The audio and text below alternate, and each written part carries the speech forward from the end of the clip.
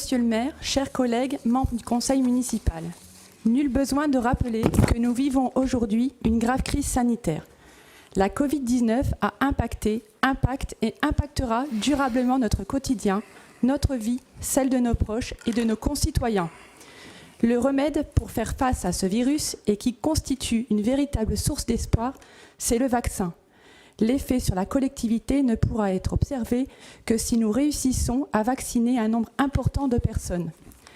La campagne actuelle de vaccination contre la Covid-19, organisée par les pouvoirs publics, est d'ailleurs à ce titre inédite.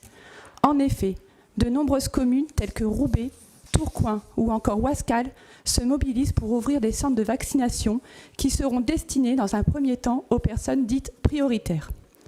De surcroît, Wattrelos, avec une population de plus de 42 000 habitants, la 8e ville du département du Nord, a besoin de l'ouverture d'un centre de vaccination.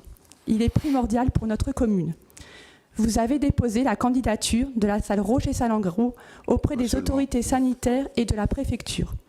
Il faudra tenir compte de la logistique et de la livraison des vaccins.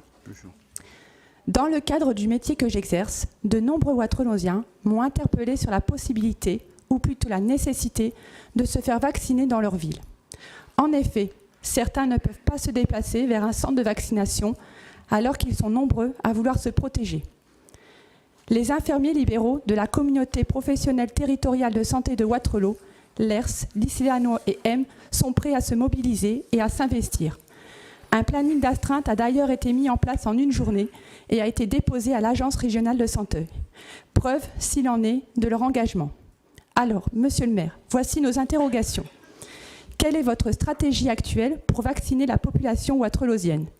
Où devra-t-on attendre l'ouverture à échéance plus ou moins lointaine de ce centre à Wattrelos ? Comment comptez-vous accompagner les Wattrelousiens qui ne peuvent se déplacer de par leur état de santé ou de leur âge ?